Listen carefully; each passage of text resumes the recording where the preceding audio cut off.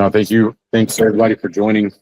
Today's or September, I guess you can say September's happy hour today. I think today's discussion, and I'll let Abby kind of elaborate a little bit more on this, but today's discussion is going to be more on what we've done in the past about virtual happy hours, and then kind of start making some suggestions on take some suggestions on how we can make this better.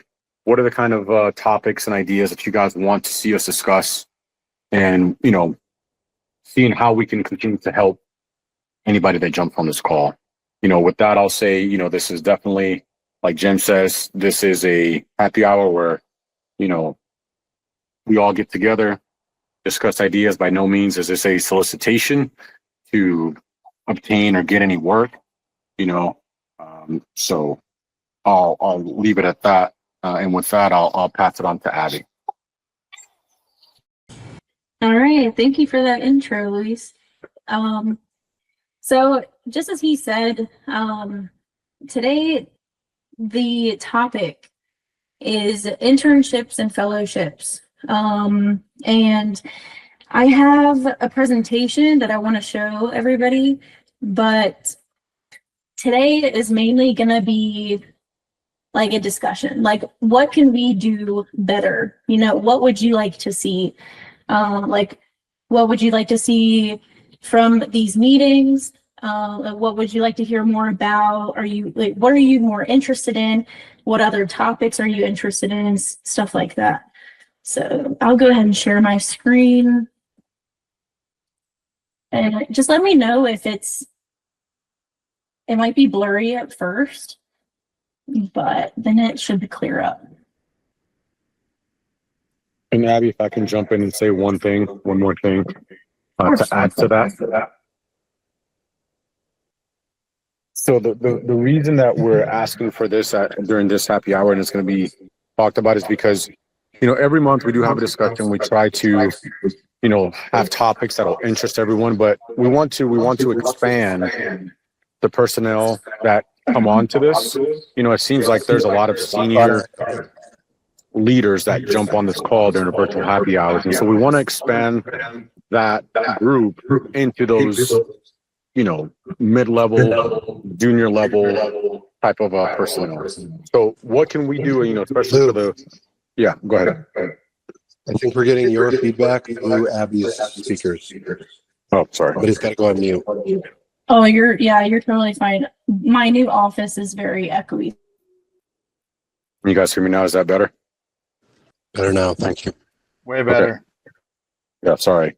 No, I guess I'll start over. I'm saying the reason we want these to get some feedback on the topics that we should be discussing is because we want to expand the personnel that come on this call, right? It seems to be like a lot of senior leaders that attend this and really want to understand what it is to, understand the transition.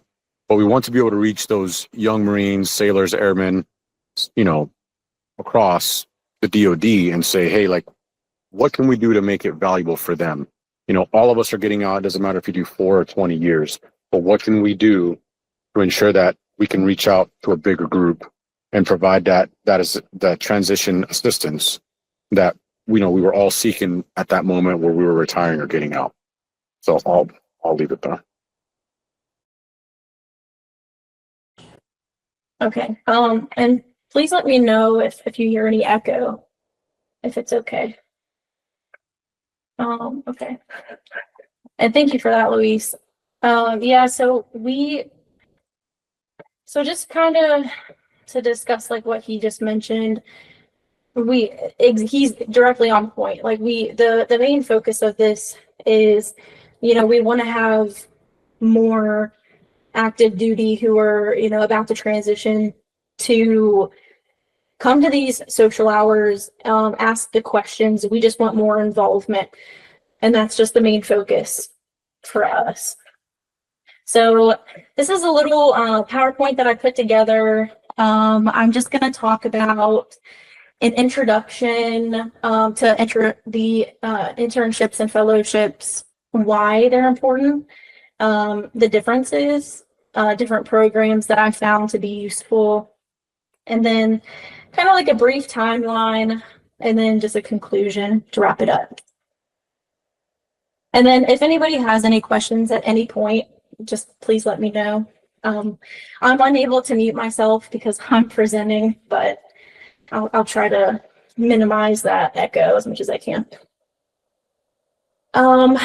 Okay, so like I said, so, you know, people coming out of the military, I know that when I was exiting, I was just learning about SkillBridge, and I never would have found this job without that internship. It was crucial to my future. It gave me a lot of opportunities. There were so many different companies that, you know, you could have gone with. But this one suited my interests and my skills to the max. Like that's what I was doing in the Marine Corps, is I was in accounting. So we're just going to go through a couple of these and then some skills.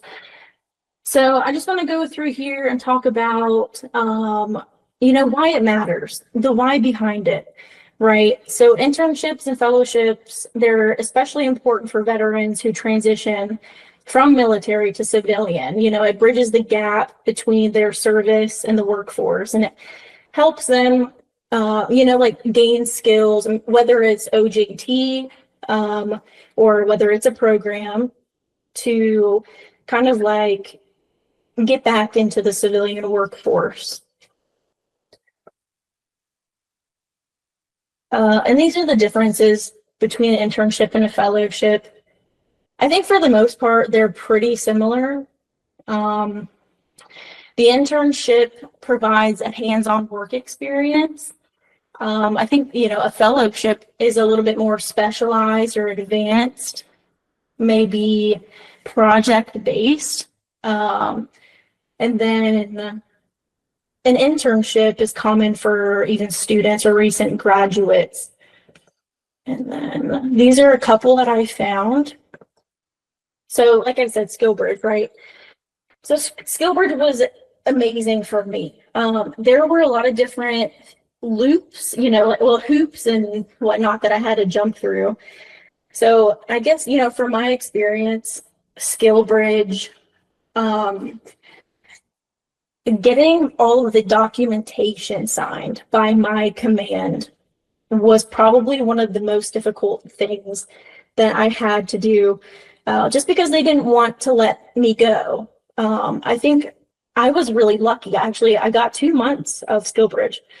And then, you know, for people trying to get out, that's pretty lucky because, you know, well, at least in my situation, they just didn't want to let me go. But this is something that I've heard about through many different departments. Many different Marines have this issue. So it's definitely one of those things I think doesn't get talked about enough. But I just know that, you know, once I got over that like hurdle, I was able to kind of check out. I had enough, like, more time to check out and transition out. It was a little bit easier once I got over that. The hiring for heroes is another one that I found. It's a 12-week program that places veterans and even military spouses in internships with corporate partners. This one is new for me. I had no idea about this one. And even 74% of candidates are moved up and acquire positions. So that's a pretty good one. The Veterans Assistance Program, that is a non-paid work experience program. That's another one that I never knew about by the VA. And it's really nice because you don't have to be, you know, 100%. You don't have to be 50. You just need a 10% rating from the VA in order to do that. And then let's keep going. And then I put a basic timeline on here. So the pre-application for an internship or the fellowship, like I said, in my opinion, in my own personal experience, was the most difficult portion of it. Phase 2, submitting applications, preparing for any kind of interviews or following up with contacts. And then phase 3 is the actual internship and fellowship period. So during that time, you're gaining the experience, you're building networks, and working in what you are interested in. So it's really important that when you're choosing an internship or a fellowship, you do something that you're interested in. Because I did that through SkillBridge and I love my job. I'm so happy that I chose that SkillBridge program. Okay. So this is kind of where whoever is willing, I would really like to have a discussion. So whoever would like to just answer any of these questions, or just kind of like talk about, what your goals are or have been. And so, well, let's start with number 1. So, for example, looking back on your transition out of the military, what career paths or industries did you initially pursue, and how did those choices work out for you? So I kind of wanted to talk about, like, when you were getting out, did you have this opportunity or did you not? And if you did, what was it like? Or if whichever you would like to go with, if we think a different question would be a good conversation starter.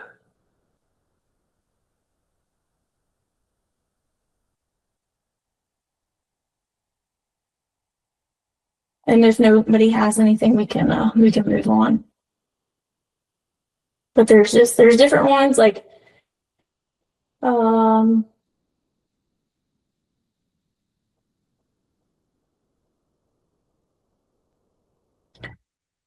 I think that's mostly it. I kind of just want to talk about, like, if you had that opportunity to go into an internship or a fellowship getting out, or did anybody else have issues like accessing the internship, or being able to work with their command, and going into it, like SkillBridge or whatever it may have been? Or has anybody been interested in anything else that we haven't kind of covered in this presentation? Hey, Abigail, this is Zach. I wanted to jump in because I'm probably one of the most recent who have retired out. But I know that the SkillBridge program changed a couple months back, that if you're like a senior enlisted or a senior officer, that they changed it from you could do SkillBridge to 180 days to only 90 days. And then it also required a CG level waiver. Mhm. And I know that at least at the unit I was at, the CG pretty much came out automatically and said, if you're in a one-on-one billet, I'm not going to sign off for you to go. So unless your replacement is either already here, which was unlikely, that somebody was PCS 90 days early to replace you, or if you weren't in a standalone, which a lot of senior enlisted and officers were, then it was just like a non-starter, like he wasn't going to sign off. So I know that has dissuaded a lot of senior enlisted or majors and above officers to even submit for SkillBridge, because it's almost automatically going to get denied at a lot of commands. They said that SkillBridge now has basically become like an E5 and below program. So just throwing that out there. Yeah, I remember when I was in I think I was just getting out when they made that change. So I definitely, I know what you're talking about. I know a lot of the higher enlisted, they didn't see a real purpose in it because they wouldn't have ample time to really be in that internship and gain as much experience as they feel it would be necessary. Okay, I'm gonna do something really quick because I think I'm echoing again. But yeah, go ahead, Luis. Zach, and for Zach and for all the personnel that are still active duty right now, I guess I'm going to ask a question is, Zach, you made a comment, you said this has become a E5 and below program essentially. So my question would be though is, what can companies or programs, do to make, or, to kind of like change that narrative a little bit as far as like making, trying to make it, ensuring that people don't look at it as like a E5 or below program, but that there's actually benefits for all ranks essentially, like to me, I have a personal belief that I think this program, and, I would love to hear people's opinions, but I think this program is more important or should be more important to personnel that have done, 10, 10 plus years, or people that have been out or been in the military for a little bit longer. You know what I mean? Because you've been separated from how the civilian world works. And I'm not saying that, I'm not saying that people out after 4 it's not important to them as well. But I'm like, what can be done to kind of change that narrative to say like, hey, you've been removed. So it would be, kind of change that mind where I'm like, if I'm retiring, like you said, your CG was like, if you're a one of one, I'm like, yeah, but I've done 22 years. Right. Like, So I need this time. I think I have an answer for you. I don't know if it's the right answer, but I think so. The reason why it works for the E5s and below, they can get the 180 days. So that's 6 months.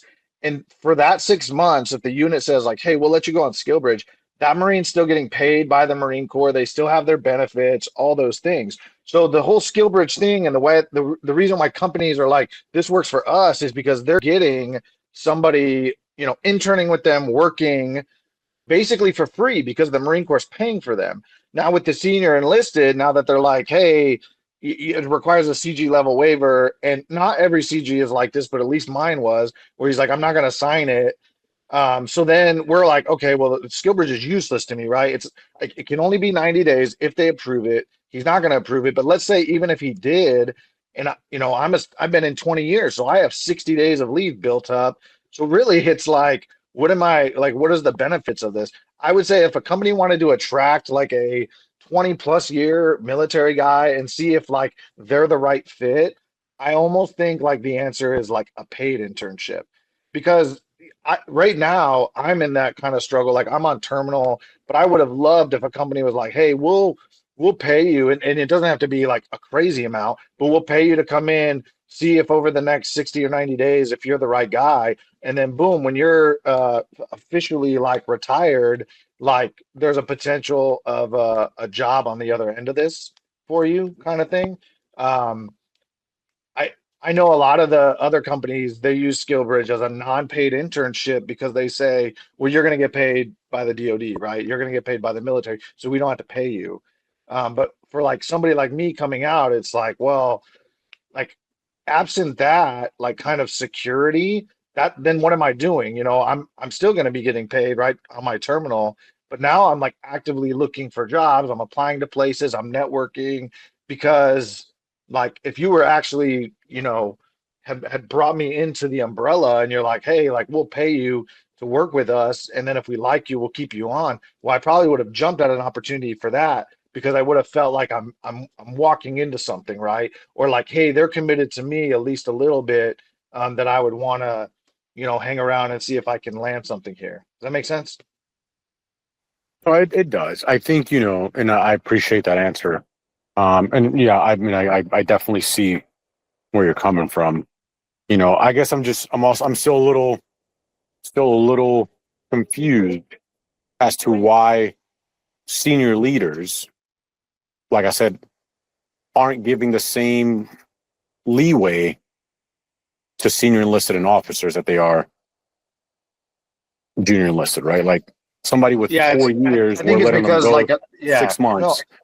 I When agree. the guy's We've had these retiring, conversations. Yeah.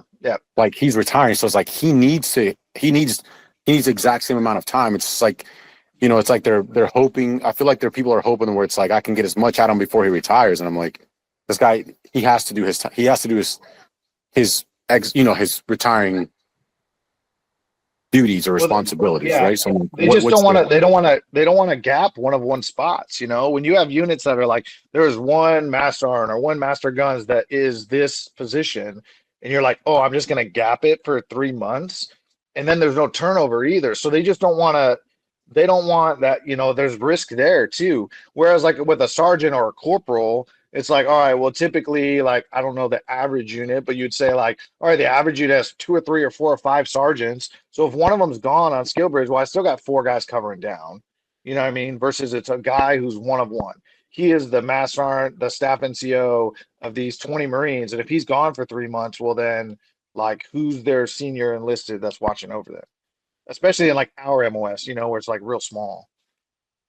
Maybe not so much in like Motor T. Maybe they're like, oh, we can be okay with if the gunny's gone. But in like our world, that might be the only staff NCO. Yeah, I mean, yeah, I get you. I get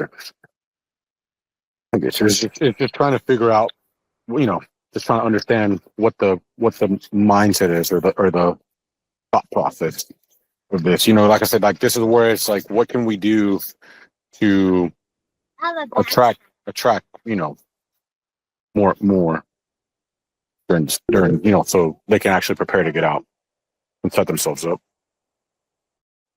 Go ahead, Micah. Hey, good evening, everyone. Can you hear me? Yes, we can. Yeah, all good. Yes.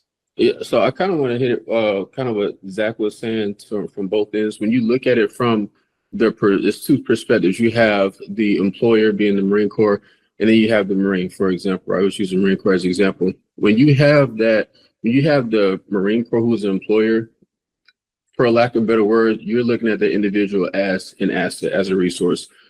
Again, 20 plus years of experience that this person has and benefit to us. Why wouldn't they let that Marine go do that? They don't have to. And I don't see it any different than why aren't we giving this 20-year Marine a financial bonus and incentive to re-enlist?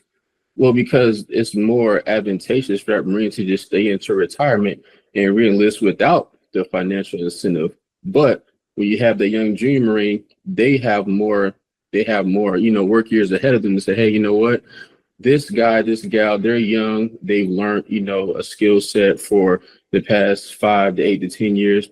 We may need to incentivize them financially a little more to stick around so we've already put a lot into them. We want to get a little more out of them so we can incentivize them financially to stick around. But again, you got this senior enlisted leader, senior officer. They're already close to retirement. They're not about to leave. You don't need to incentivize them financially to stick around. I kind of see it the same way.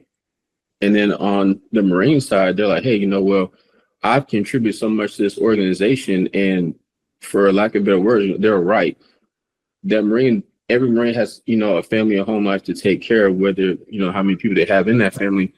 They want to know that that person feels value. So as Zach is saying, like, even if you compensate that person a little more financially, yeah, that's going to incentivize that person to, hey, I'm going to go and try skill bridge because I know it's going to be a little more advantageous for me in some way, shape, form, or fashion.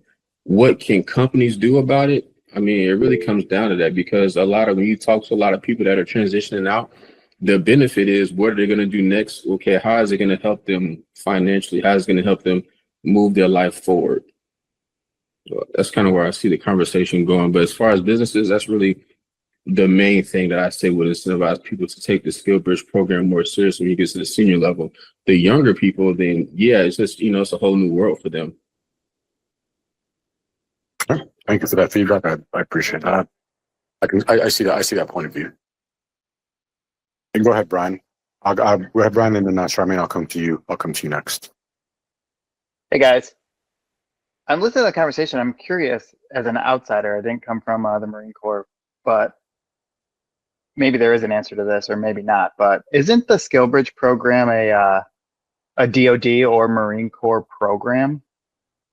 It seems weird that the leaders aren't supporting the program if it's like, a DoD program. Isn't there? Doesn't it seem like there's a disconnect there?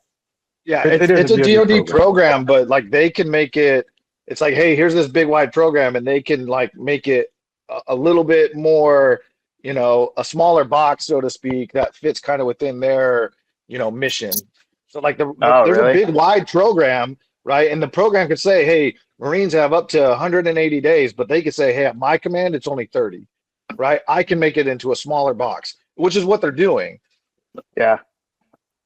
Interesting. And policy always allows an out that Yeah. says if the mission is conducive. So all they have to do is say, our mission is not conducive. Sorry, you don't get that opportunity. Gotcha. Well, it all makes more sense now why this conversation's going like this. So thanks, guys. for catching me up. And Brian, I was curious. I'll add, and I'll say one more thing. And I think, this is, I feel like this is like what's the known, but no one wants to say it, but I'll go ahead and say it, is that it depends on, I feel like it's, sometimes a lot across the board, and I think this is across all DoD departments, but a lot of them will be like, has been said, like, we'll move them to 30 days or 60 days.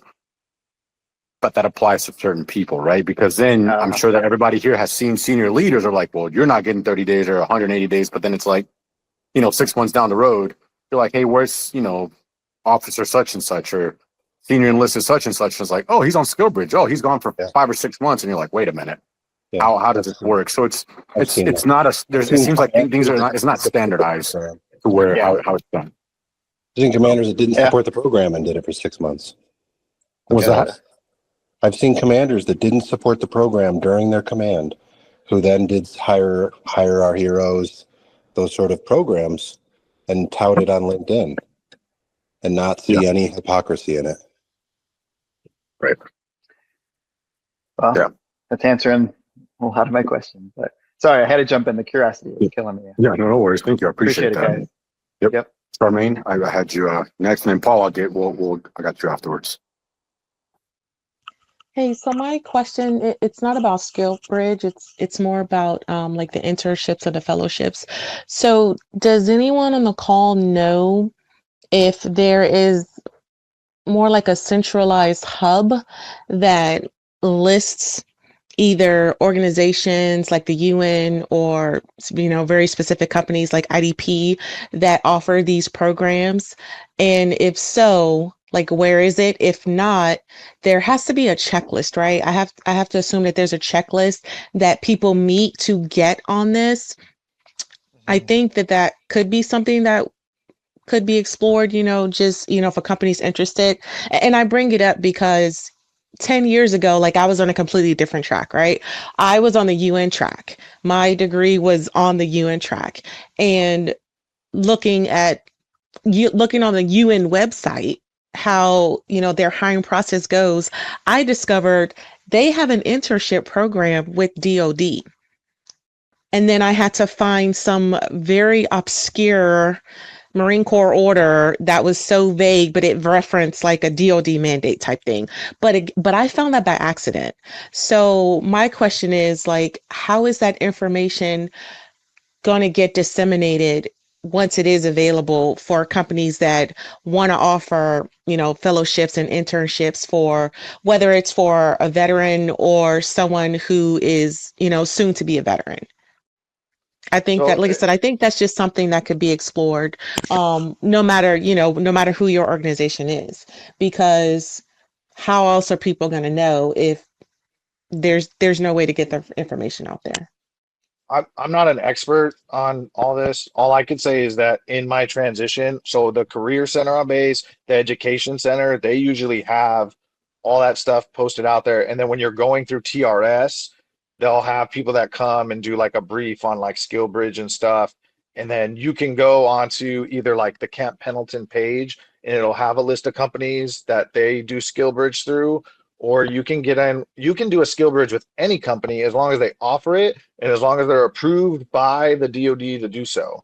So if like your company said, hey, I want to do a SkillBridge program, and you submit the application to DoD and they say, yeah, we'll approve that, then that'll pop up on, and if you're specific, if you're like, hey, my location is Virginia, it would be on those bases out there of like, hey, this is an option for you to do SkillBridge, as people are like, either if they go to the career center to want to sign up, they go to the education center, or when they're going through TRS, it'll be like, here's one of the listed ones that you can contact. And when you go to most of these companies, like to apply for a job, like the one at the very bottom would be like TRS internship, and you apply to it just like you would a job. And you have to go get a big old packet signed off by your command and your CO and everybody, right? Saying that you're good to do this. And then if you submit all the right paperwork and all that stuff and you get approved and the company says, we'll take you on, then you lock in a date and you go. I hope that helps answer some of the questions. So let me ask, and I don't know if you would know this, Zach, but is the timeline restricted to the skill bridge? So like, for example, that UN internship that at least that I knew about 10 years ago, I don't know if it's still there, but that was for a year. So it was, you do the internship for a year. It's not paid, but after that year, it's pretty much like I wouldn't have to start at the bottom. I can just pick my available job and start, mid-level type thing. But I wouldn't have had to start all the way at the bottom of the UN, So, but again, it was for a year. So do you know if SkillBridge, like if there's an extension or anything like that? I'm just wondering. All I know is that like I had gone to a couple of, they had like briefs at the like base theater, and there would be companies there and they would kind of get up and say their spiel, like, if you come do SkillBridge with us, if we want to keep you on, you have a chance of landing, a mid-level position versus like an entry-level position or whatever. So I mean, different companies offer different things, and different SkillBridge programs are for different things, right? Like I think like Pepsi was one of the ones out there in California, and they were like hardcore after like SkillBridge for truck drivers, SkillBridge for IT guys, but like being more like business finance, like if you go on, like they didn't really have anything for that. So like within the company, they could be offering different SkillBridge opportunities for different skill sets.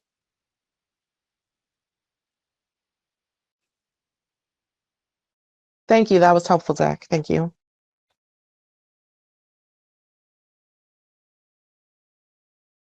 I saw you also had your hand up. Sorry, I guess I'm circling back to what we slightly transitioned off of, but I had just pulled up the MAR-Admin, and basically the Marine Corps stance on it, and basically the service reserves the right to be more strict on anything.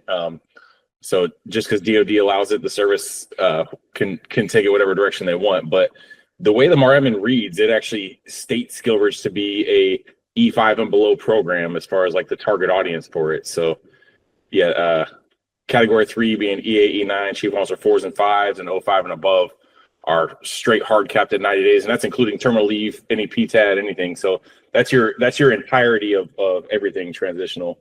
But I only was aware of this MAR-Admin mostly because they like prematurely released a Marine Corps order, then had to pull it back, and you got kind of a warno on it. So I might be the last somewhat senior officer in the Marine Corps that got approved for it, because this went into effect August 31st last year. I think my entire packet got approved like August 28th. So I was just barely able to squeak in there and get it done. I didn't necessarily have the difficulty that Abby explained, but it helped that my CO and Sergeant Major and Admin Chief were all in the same TRS as me. So I kind of was able to get handshake agreements before even throwing out the packet. So everyone just kind of knew in advance it was coming. But I could definitely see how you can catch a hard time if they just get a package across their desk and don't necessarily know who you are. It's easier to just start with no than it is with yes. But as far as the approved companies, I mean, maybe because I went to the retirement seminar, but they didn't talk anything about SkillBridge in TRS, nor even do anything to mention. A couple companies that came as far as like the hiring fairs and stuff like that mentioned in passing that they have a SkillBridge program, but I'd say more than half the audience was already starting to be within that window anyways. I believe that, Paul. SkillBridge was not, I retired in 2019, so it was a while ago, but I didn't find out about SkillBridge until after I retired. It was not brought up in TRS, and at that time, I didn't know anyone that had went through SkillBridge either. So Yeah, I think they didn't really start tightening the reins, I think, until it started becoming more of a widespread like known thing and more people using it. Because what they started doing when they decided about this more admin was like trying to basically compute the amount of man hours that they were losing. And then when you think about the senior salaries, when you multiply that by 180 days and the fact that the pyramid gets smaller as you go up the rank structure, and those being less dispensable since you don't get replacements till after the AS and all that, then that was the easy population to start cutting out and making a lot more red tape around. it sounds like it would be better optimized if like this list, this vague list that I mentioned, if there was such a list that if the list would need to be listed outside of SkillBridge, especially if the Marine Corps is already released an order, relegating going to SkillBridge if you're, within this specific rank structure. So what about everyone else, right? So I think that if there were going to be a central hub, that hub would need to be outside of SkillBridge. That way everyone knows about it. Because if like you, Paul, if you go to a class and it's not mentioned, we don't know about opportunities if no one tells us about the opportunity. If it's not mentioned, how else are people going to know? If companies aren't intentionally attending TRS classes or hopping on, like the virtual calls and presenting their opportunities, how are transitioning, service members or just veterans themselves, how are people going to know about it? And then therefore it's going to be a gap in that very specific type of support. And I think it sounds like this is what this call is about, right? Like how can we fill that gap?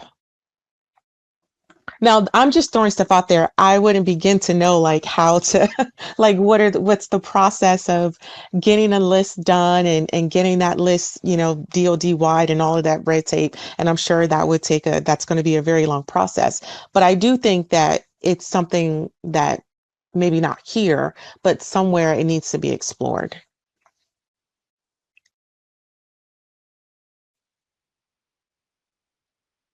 Yeah, I kind of just feel like if you're a senior enlisted or officer leaving the Marine Corps, like SkillBridge is only 1% of people are getting it. Like 99% of Marines is just not going to get approved.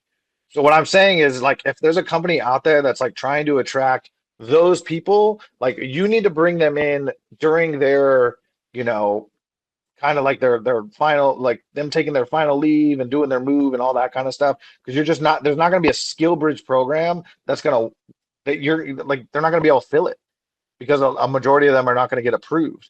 If you want to start a skill bridge program for an E5 and below, well, then that's great. And you can like look at the order and say like, all right, we can roughly get this guy for 5 or 6 months. And like, this is what we could do with it. The reason why, like, even for me, where I was like, hey, the juice isn't worth the squeeze is because it's like, you got to go do all this stuff. I got to figure out where I'm moving my family. I got to go do final physical. I got to do all this stuff in my last, 90 days of service. I can't also be producing for a company, um, and like trying to like get hired on afterwards, right? If every other day I'm like, hey, I got to go to this appointment, or I have this VA appointment or whatever. So I think like that's where it is completely cut out, senior enlisted. Like there's not really an option for that anymore. If you want to start a skill bridge program, you know what the target market is. If you want to attract more senior leaders to your organization, then you're going to have to come up with something that's going to like attract them to you, which like I was saying, for me specifically, I would love to have done like a paid internship with somebody so then I could like be like, okay, cool. I'm moving forward, right? Like I'm leaving the Marine Corps, but I'm also like, getting paid a little bit by this company. And if they really like me and I work hard for them, then there's the potential for employment afterwards. So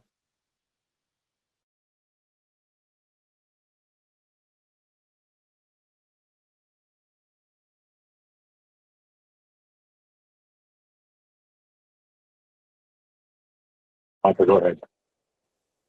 So just listening to everybody, it sounds like what companies can do is develop a program that's curtailed to senior officers and senior enlisted that they can do to satisfy the same objectives that a skill bridge program would satisfy. The same way the Marine Corps and the DoD has geared their skill bridge program towards lower ranking individuals.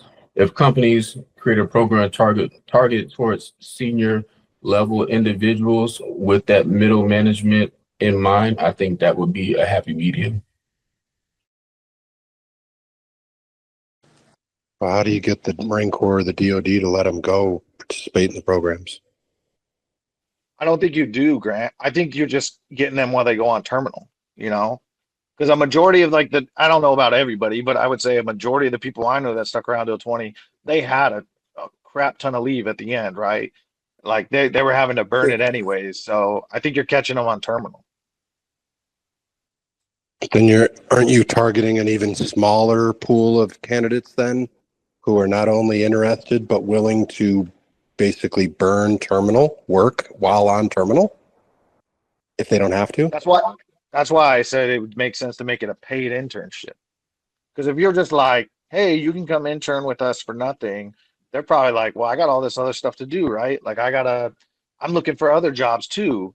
Like I can't just go intern with you Right. for nothing and not know that there's right. Yeah. But if you're like, hey, we see you're talented, right? You have skills. We want you to come work for us. Hey, while you're on terminal, we'll pay you a little bit, and then there's opportunity for career afterwards. Well, then now during my terminal, hey, once I get my family squared away, I'm much more likely to be like, yeah, I'm going to do that. Yeah, I'd rather be working and getting money than sitting on LinkedIn, like scrolling through potential jobs,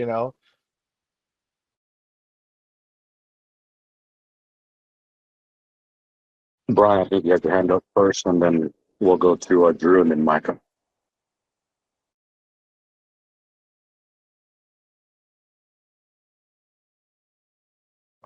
Brian's hand might have been up the whole time.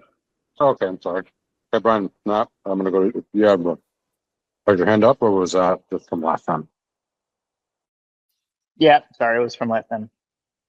Okay, sorry, no worries. Drew.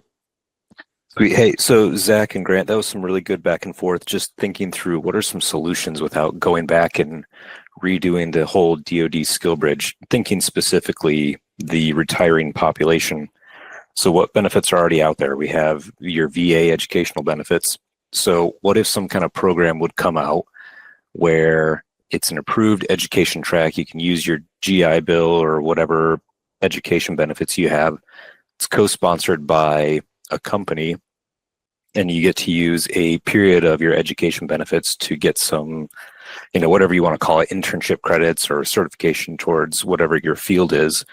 And at the same time, you're doing part-time interning at a company. So, Grant, probably going back to some of your concern with the risk of burning leave time or relocation time. Zach, like you were saying, there's a lot going on when you're leaving service, but if you get some kind of program to approve, maybe delaying your move until you finish that program, that way it's a VA program and it's not necessarily the DoD skill bridge, so it takes command involvement out a little bit. Zach, in your situation, would something like that have been appealing? Yeah, I think so. And I think so because also, at least for me, like I used tuition assistance a lot while I was in, but this last year, like I couldn't use it. So I would have been like, sweet, I can use my $4,500 right away, tuition assistance.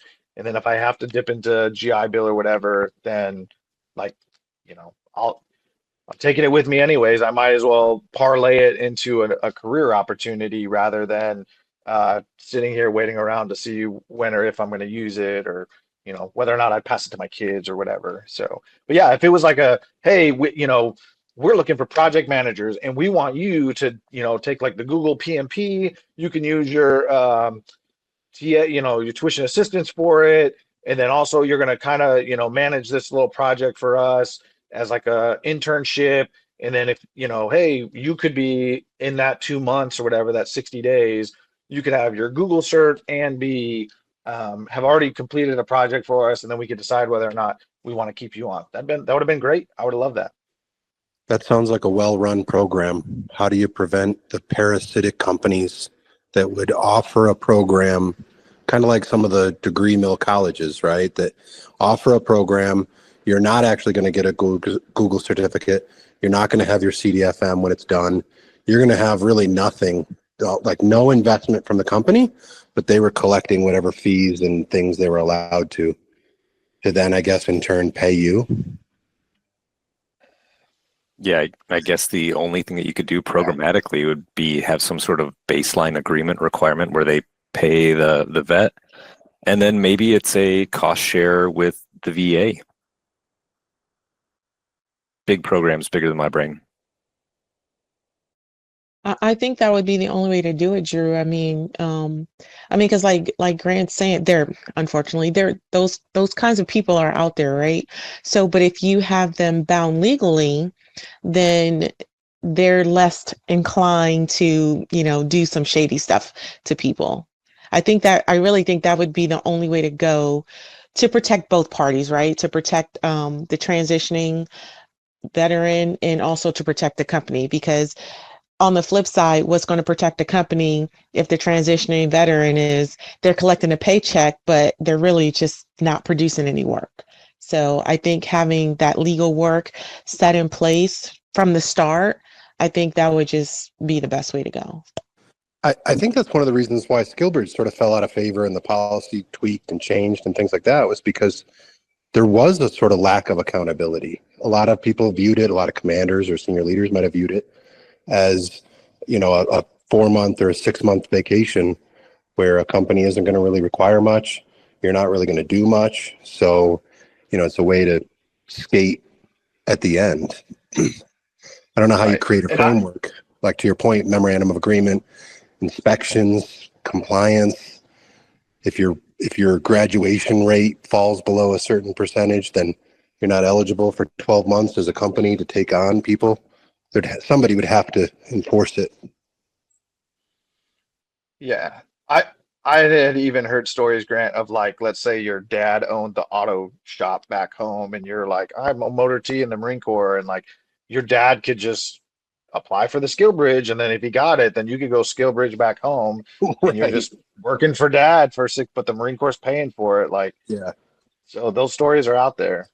Yeah, for sure.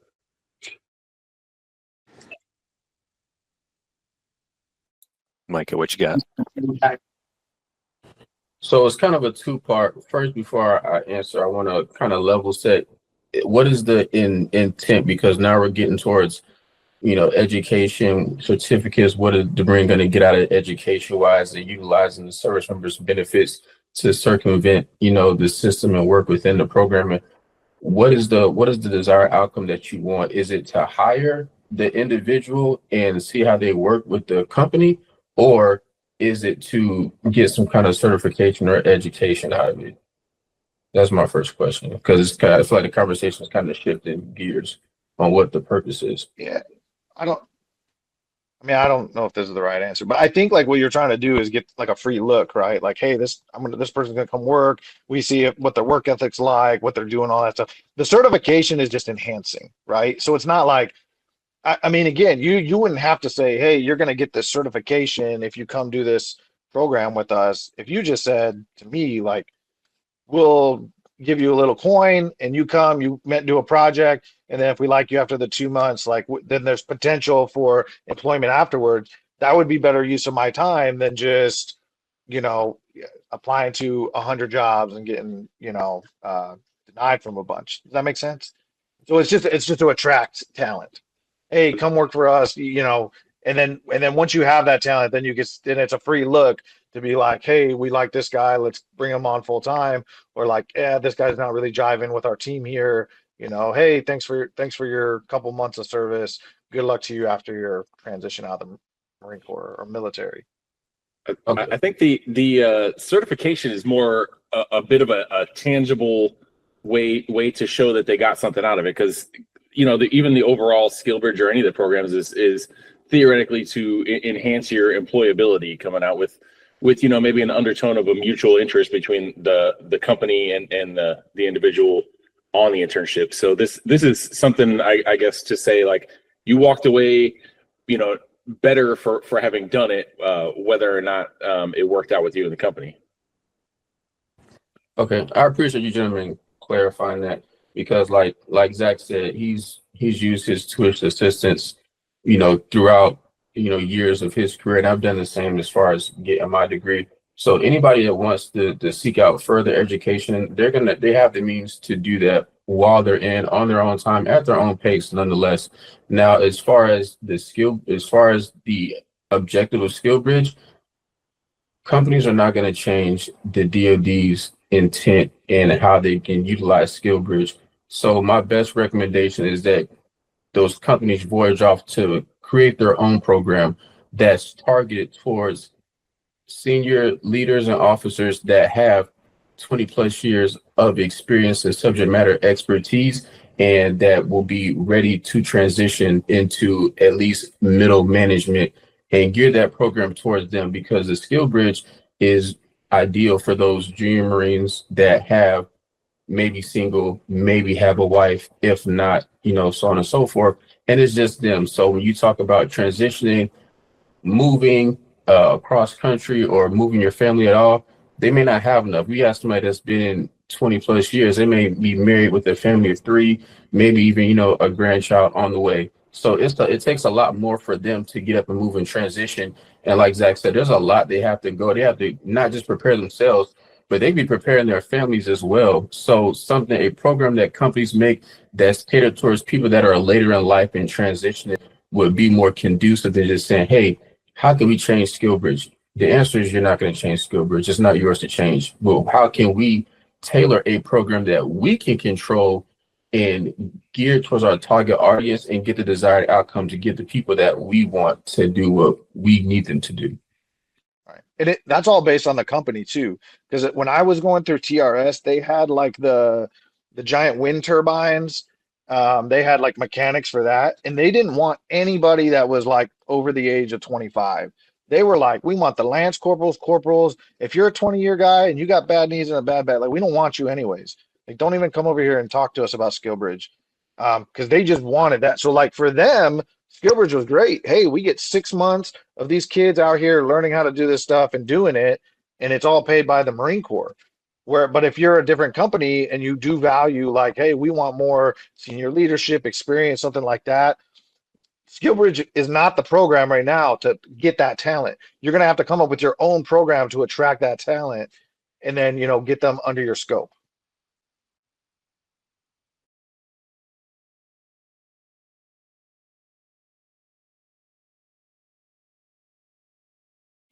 So the consensus sounds like the answer is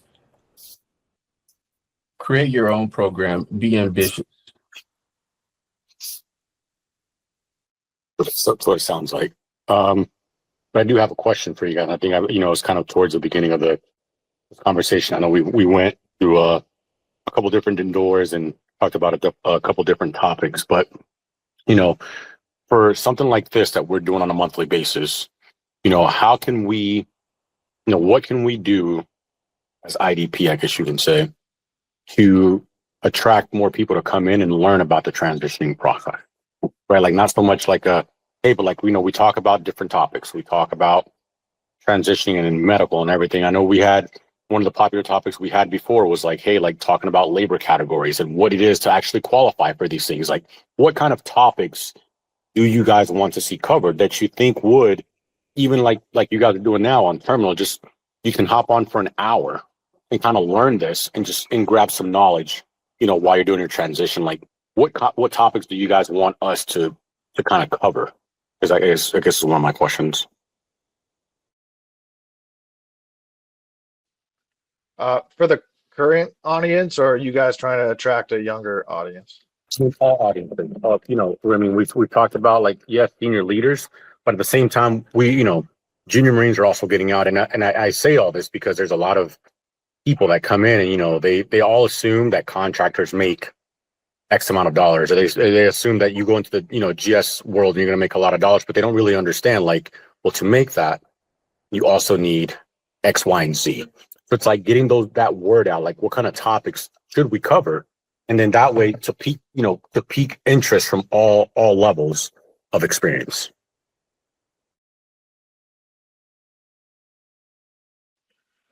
One of the things I had wrote down in the beginning when you had brought this up was like just using your benefits. Like you could do an entire, this is how you use your GI Bill, or this is how you get a VA home loan, or even some other obscure benefits that you might not know. This is the website that you can go to based off of what state you live in that says all the different benefits that you get for living in that state. I think that's one of the things when like, whether it's, the 4-year Marine or the 30-year Marine or, sailor, airman, whatever, like, what are the benefits? How can I utilize them? Who has real world experience doing that? So that like I can network or link up. If I knew like Drew used the GI Bill, I never used it before, and he's saying all this good stuff about it, and I want to use it, that I can hit him up on the side and like have that relationship and ask questions and stuff. That was one of the things that I would say.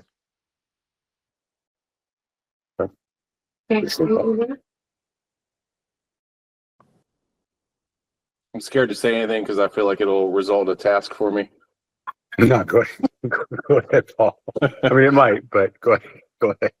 So, well, as somebody who's not all the way out, but likes to feel like I know a thing or two, there's still question marks like when it comes to life insurance and like what do people do that actually works for them getting out? Like SBP doesn't sound like a great deal, but we do have a lot of numbers guys with even within IDP itself, where it's like, where's the sweet spot where you would expect to live, and how much longer would your spouse live beyond you before that's worth it? Like assuming you paid off the full 30 years. I never sat and crunched the numbers. I just didn't like the way I was gambling on my lifespan versus my wife's lifespan. It was like, yeah, I'm not doing that.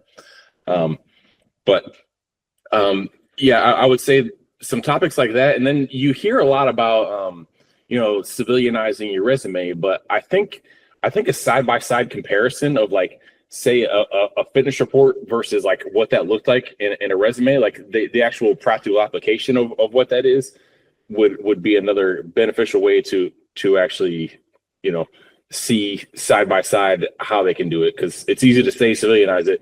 It's another thing to actually like do it.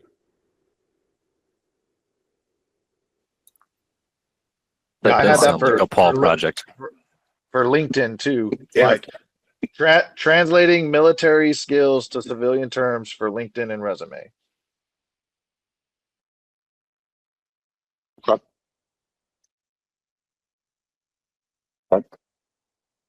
Would a resume workshop or 1-hour workshop be helpful?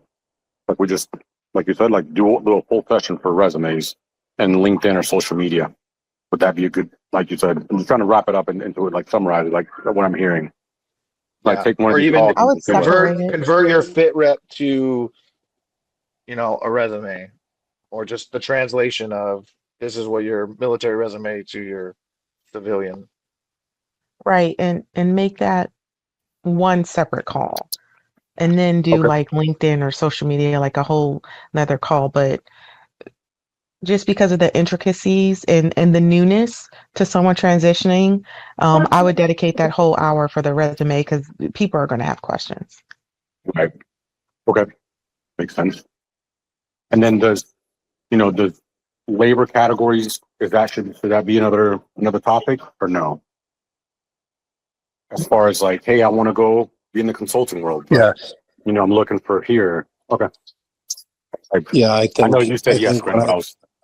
Yeah, I mean, when I think back to what I thought I knew when I was on active duty, and then what I thought I knew when I was first in consulting, and then what I learned about rates and LCATs and salary ranges and locations and all of the factors that kind of impact this industry and this market, I realized there was a lot of assumptions that I'd made, a lot of things that I thought I knew, especially coming from financial management. We all think we know everything about contracts and contracting, and it turns out there's a whole nother side of the business.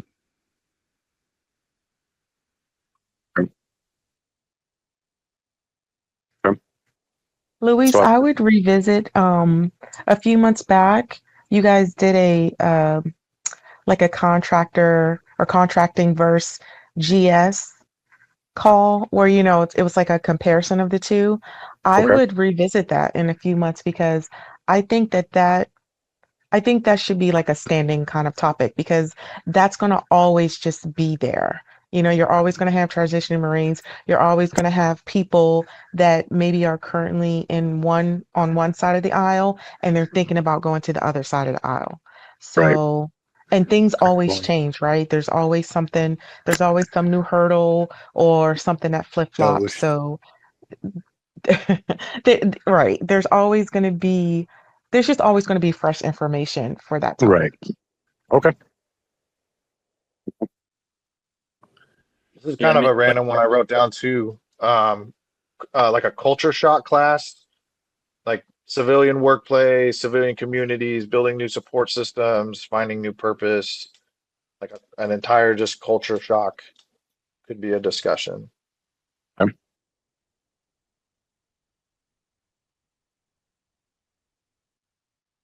Well, I think you were going to say something, and I think you yeah. guys started.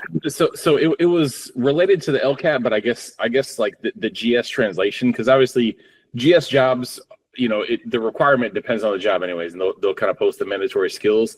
But I've seen Marines, even among the senior enlisted populations, where they just assume like, well, I'm a master sergeant, so I should be expecting a GS 12 job, and that's anything but true. Like it's very contingent on the skills and credentials that you have there. Like maybe it's fair to think you are qualified to do that same work, but even just like the side by side of like a USA jobs for this position, like and here's what you may have if you've just simply gotten promoted and gone to your service academies.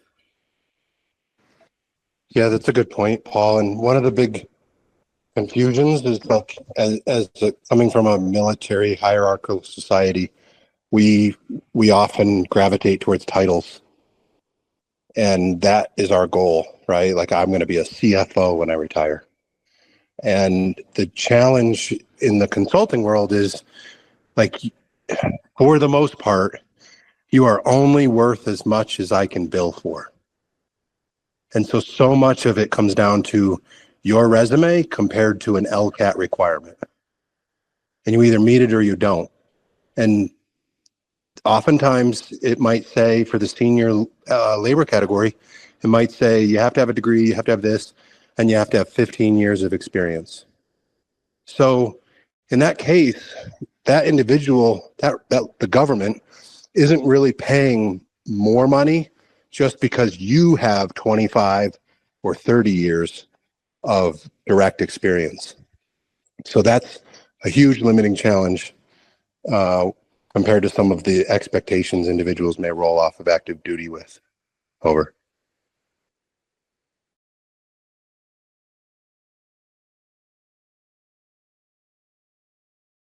Oh, great point. I think thanks, Grant, for that. So I think I wrote down some stuff, and then I know that we've got our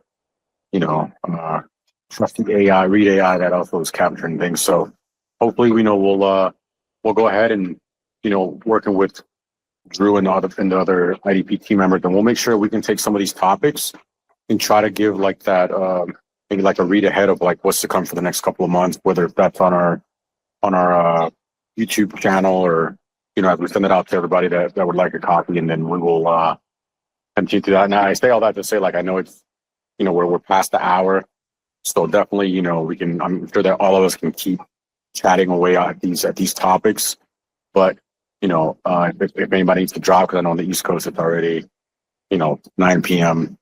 So if you have to go, I understand. But so far I found this happy hour, this conversation, very useful, because my goal is to work with our team and help provide topics that you guys are benefiting from. You know what I mean? So I definitely want to make sure that we're meeting your expectations and that we're talking and you guys can pass this information along. I'm sure I've got 50,000 other ideas in my head, and I can send an email out to everybody, but I definitely appreciate everybody so far that's participated in and has made some recommendations. Just wanted to throw one thing out there. I put in the chat there. So IBM Skills Build, they have a program that's doing a lot of IT certification stuff, but some of it's also like agile, project management, different kinds of business frameworks. It is free to military spouses, veterans, dependents, a lot of different categories. So check that out. And if you have Marines, sailors, airmen, soldiers, anybody around you who could use that, have them check it out. There's different 4-week credentialing periods. They open periodically, so you just have to check every once in a while to see what's open to you. But another one of those resources that just popped up this week.